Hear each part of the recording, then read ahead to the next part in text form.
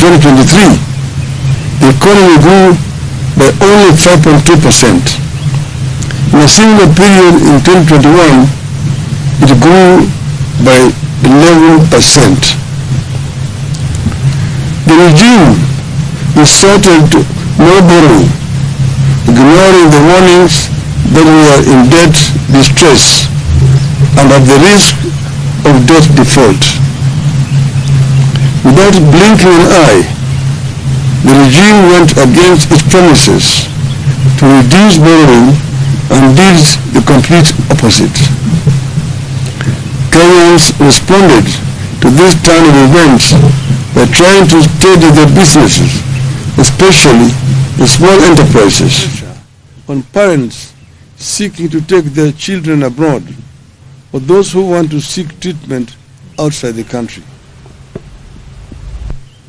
The free fall of the shilling is more taxes from the suffering Kenyans.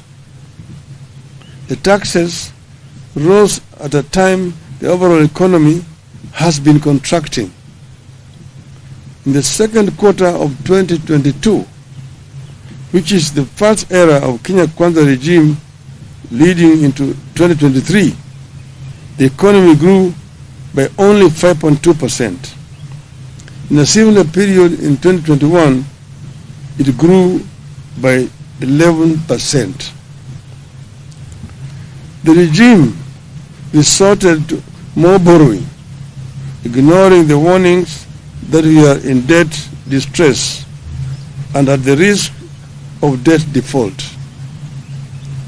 Without blinking an eye, the regime went against its promises to reduce borrowing and did the complete opposite. Kenyans responded to this turn of events by trying to steady their businesses, especially the small enterprises. But those efforts were in vain as interest rates rose through the roof and more taxes hit those businesses.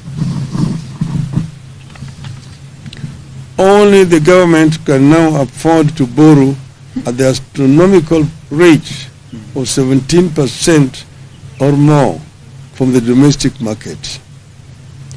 In other words, the government is competing with the private sector in the domestic financial market. The result has been that micro and small businesses are struggling, defaulting, and folding up, while the larger private sector is at best stagnating or equally folding up. In the last 1 year, the proportion of micro and small businesses defaulting on loans has increased by 17%. Today, 6 out of 10 micro and small businesses